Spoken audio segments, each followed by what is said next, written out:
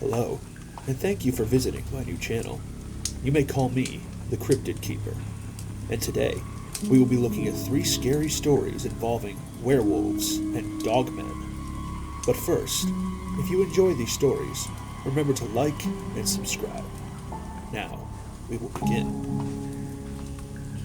True Werewolf Story, posted by Lizard129. I have been hesitant on posting any story, mainly due to the fact that I don't want anyone ever thinking that I, or the person this story is about, are crazy. Although saying this actually happens sounds very cliche, I can assure you, the following stories are true. Now, before I begin the first story, just for a bit of background, I am an intern for a church that does work on a Navajo reservation site, helping the community on people's homes, like roofing, repair, repainting, and interior fixing. 8 to 5, with good pay, and nice people. So overall, I'm happy with this. And as a bit of a disclaimer, I'm not trying to offend Navajo tradition in any way.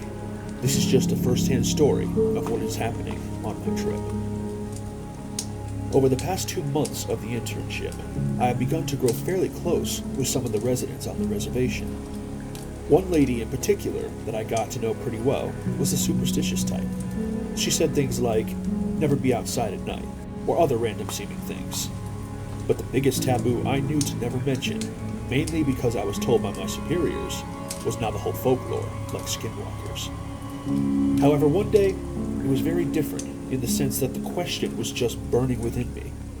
I was on my lunch break after wrapping up painting parts of her house, and she sits next to me on her porch, and we talk for a while. But I finally feel comfortable enough to ask her about any folklore about werewolves or anything of that sort. I didn't really expect a response. I thought maybe she'd quickly say no, then change the topic. But if anything, I was more scared that I may offend her. But to my surprise, she turns her head, looking toward the outside scenery, hesitates, but then says, yes, I know some, and I've experienced it too. She proceeded to tell me a description on the apparent equivalent to a werewolf. To paraphrase, she said, werewolves look like normal people, but masked in white paint, covering their face, arms, and chests. Their whole bodies as white as a corpse, covered with black symbols quite possibly related to devil worship. More specifically, they are grave diggers and necromancers. They dig up bodies only to steal jewelry, although they may perform other acts to the corpses as well. She quickly strayed away from going into too much detail about that part. Werewolves also get their power from the devil. That is how they are able to possess such supernatural strength and endurance. I was surprised to hear this, although I figured werewolves wouldn't look anything like that in Twilight or Scooby-Doo. Before I could ask more questions about these werewolves, she began to tell me her own interaction with these supernatural beasts, and her story still gives me chills. She explained that one day, her and her husband were driving on the curvy roads alongside the mountain, only to find a woman with her face covered by her hands and was kneeling in the middle of the road, appearing as though she was crying. The woman looks up towards the car's headlights to reveal the very same white paint and sacrificial symbols mentioned previously. Her husband honked his horn and quickly slammed on the brakes, only to be too late, and hears the loud cracking sound of the woman's bones and the splash of blood all over the windshield.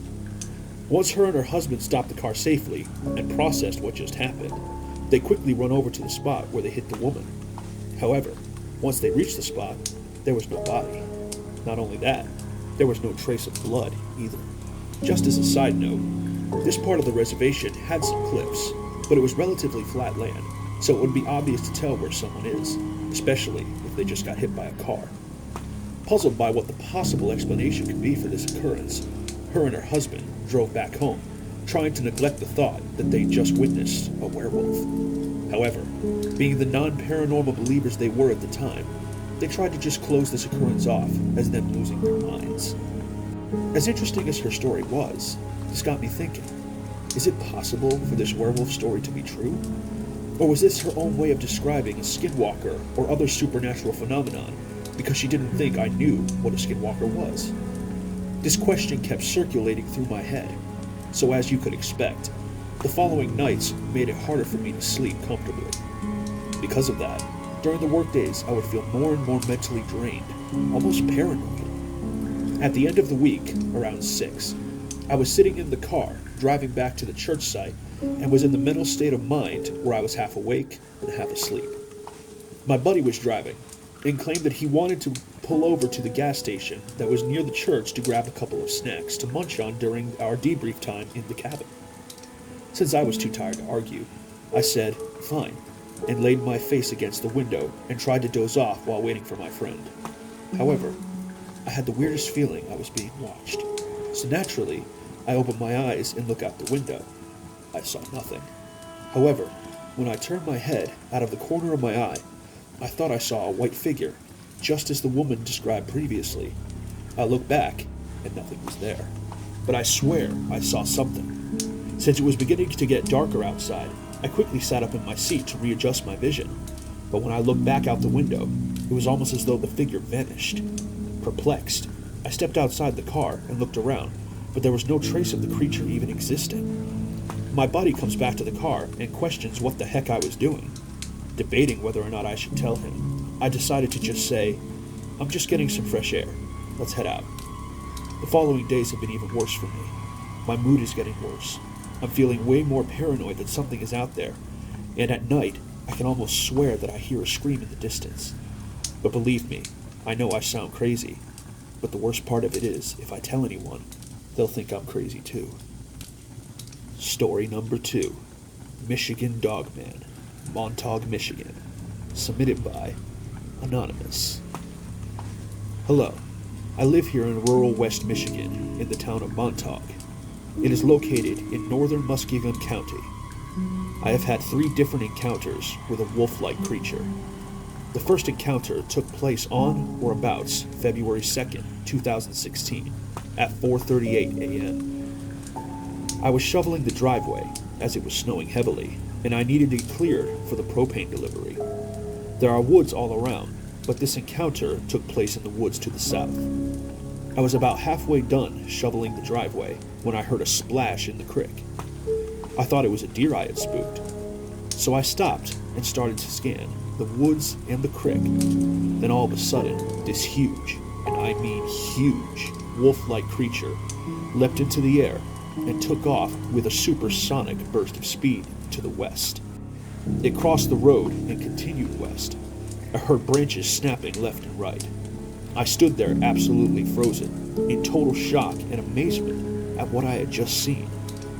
The second encounter took place on April 11th, 2016, at 3:15 p.m. I was shaken up by the first encounter, so this was my first trip back into the woods since. I was walking the property, which consists of about 30 acres of mainly hardwood and creek bottom.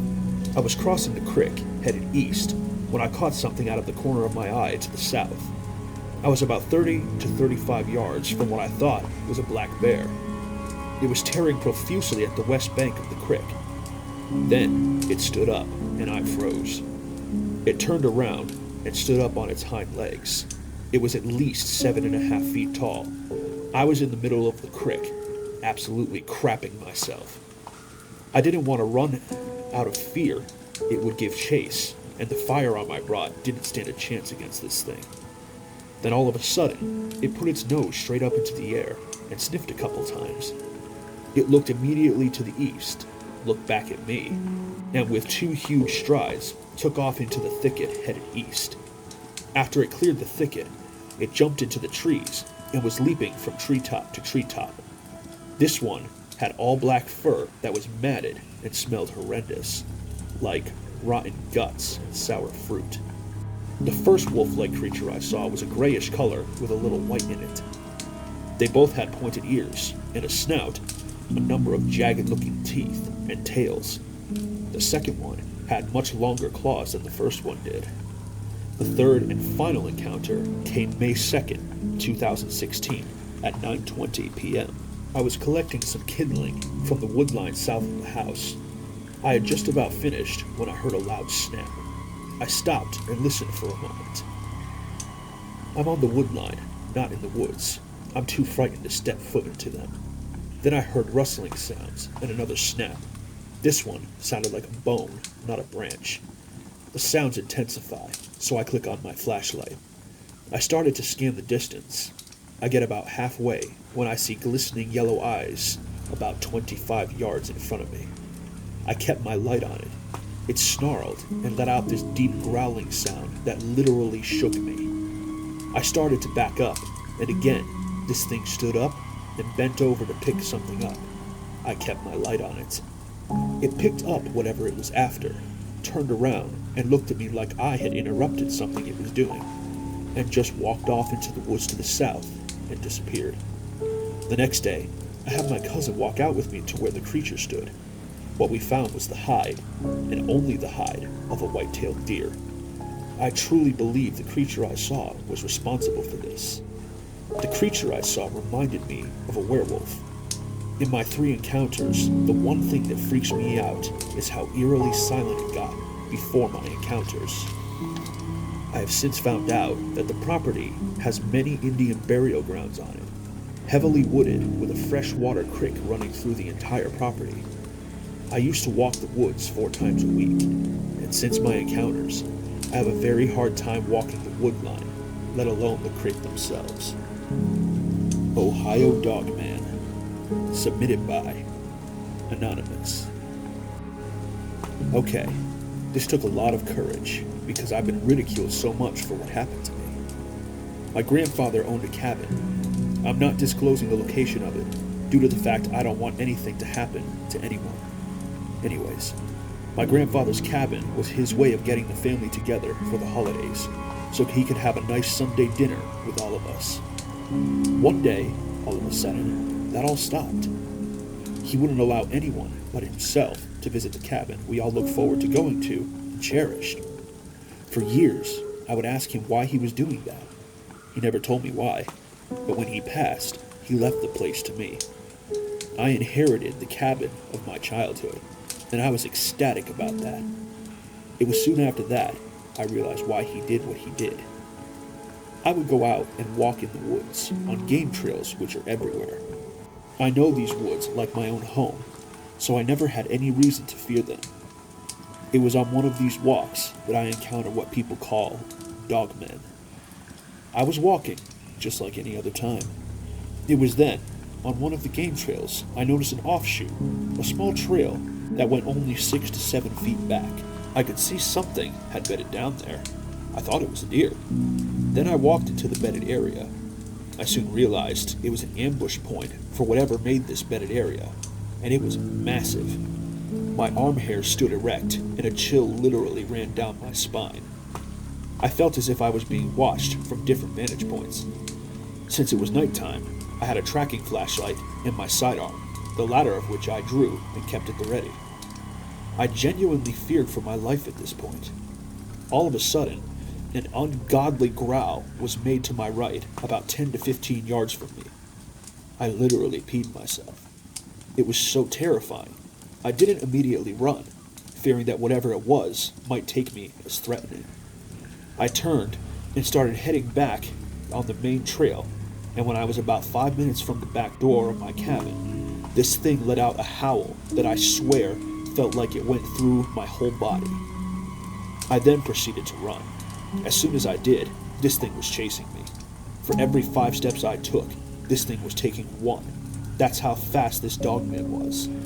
I heard the sounds of branches being ripped off trees, and I could have sworn I felt the vibrations of it running after me. I barely made it to my cabin and slammed the door, locking the 2 bolts in chain lock. Then I turned on my spotlight, and it shined into the tree line. There were 3 sets of eyes in the tree line that shined vivid yellow with enormous black pupils. I felt as if these things could read my mind, but I'm not sure it could. All I know is that I'm alive, and I have since heard them many times. I don't take night hikes anymore, and I haven't for years. Thank you again for tuning into my channel.